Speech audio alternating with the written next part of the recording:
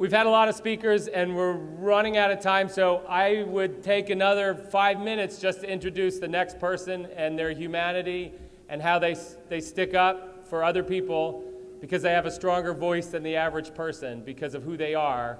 But I'll just cut it short at that and let you hear from Debra Winger.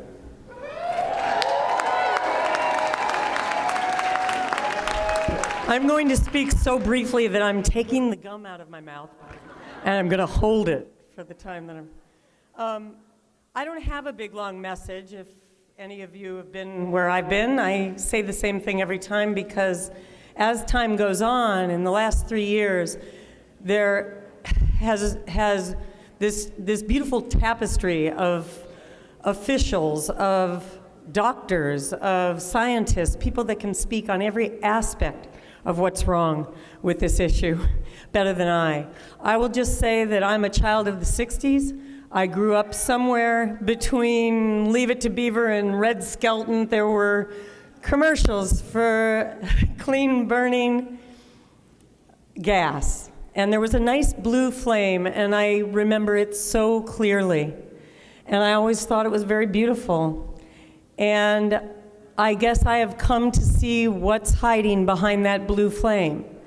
And they are still legally capable of saying clean burning, relatively, natural gas, but getting to it is filthy. And it's important that all of you show up backed up by everybody that can speak to this issue, the doctors, the scientists, the medical people that have come to the forefront, the journalists, and the politicians, and stay together until we see this through. I hope this is the year, because I really have a lot of other stuff I want to do. Okay.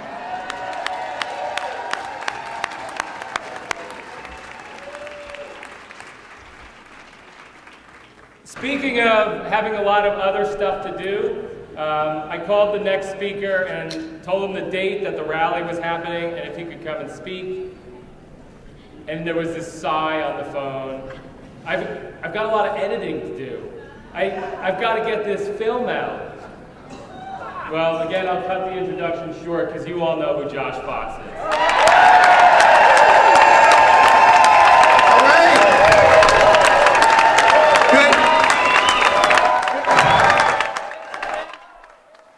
Good morning, my fellow Bulgarians. We are at that point in the rally where we're all sort of like, okay, we need something to do now. It's time to stop talking and do something. Well, I actually didn't come here today to talk to legislators. I came here for a more practical reason. I came here to talk to you.